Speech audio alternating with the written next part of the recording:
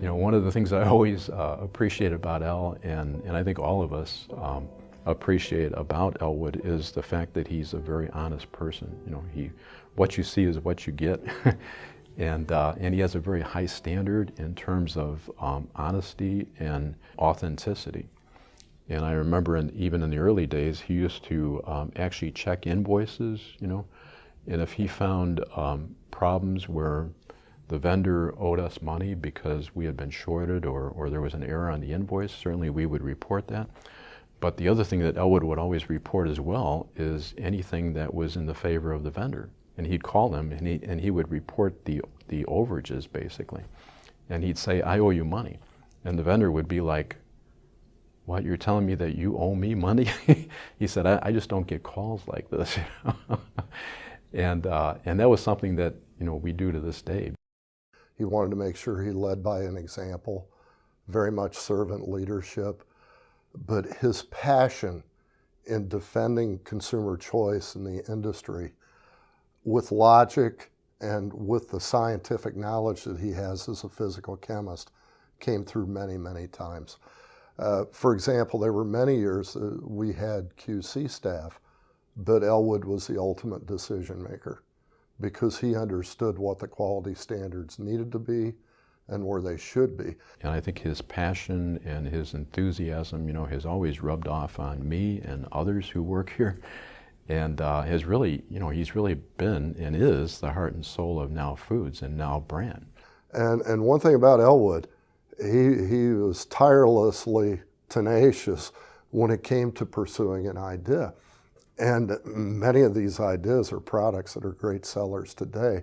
And he's been like a, you know, I want to say like a father figure to me, because I've, you know, been with him for, you know, known him for 37 plus years. So yeah, he's been quite a big influence on my life, and I wouldn't be where I am today without the influences he's given me and to all the other people that I work with. Things come up in a small company where you have to respond, but you don't have the resources, right?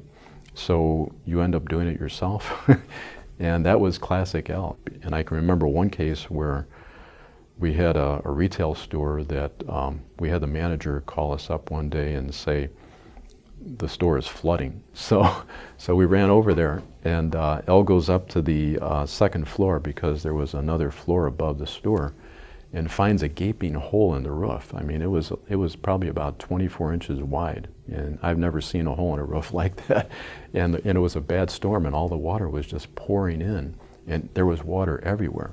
We dragged these garbage cans upstairs, and El is filling, you know, these garbage cans with water and setting them aside, and then putting another garbage can in place.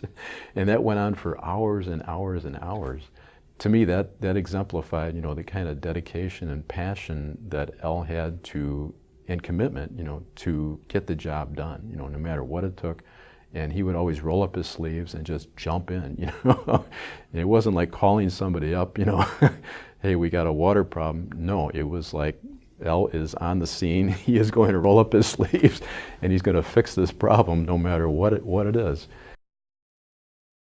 We had a company basketball team for many years, and he would encourage people playing on the basketball team to take wheat germ oil for several days beforehand, because it helps with your muscle energy processes and your level. He saw the benefits of nutrition in his own life and in his own family, and he was able to relate that to other people, and it was really exciting. He would always have input or examples to help people live healthier. Even if it was a retailer, he would say, "Well, why don't you try this? Why don't you try something else?"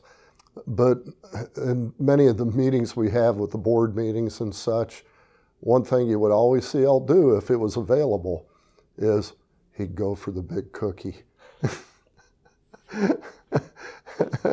And he liked his cookie, you know? But certainly always he lived that, cookie aside. I just want to say thank you for making me what I am today, the good person that I am, that I feel I am, and well-liked and in the company, and you know, just thank you. I want to thank El, you know, for the inspiration that he's provided to me and to others here at Now, for someone who is dedicated, passionate, and committed And the lesson that I think we can take away from that is that, and Elwood would say this because I know he's said it in the past, is that you never give up, you know. And El is a person who just never, ever quits. He never gives up. One of the things that Elwood very, very much so left with this company is the legacy of respect, the golden rule. You know, treating others as you want to be treated. He lived that every day that I knew him. You know, what a great legacy, you know. The man's touched so many people in so many positive ways, more than he'll ever know, and he never wanted a bit of credit for that. The humility is rare. The honor is rare. And, you know, right now we have well over 1,500 people throughout North America working for this company. That's 1,500 families that are affected by it, and in a great way. But more than that, we're helping consumers worldwide to live a better life, a healthier life, and encourage them with products and information. That was the vision that Elwood shared with me the day I interviewed. And he's a great man.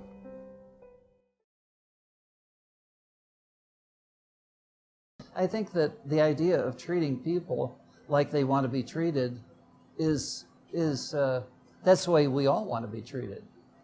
And I think that we've done that at Now Foods, and you feel better. You feel like you're doing the right thing.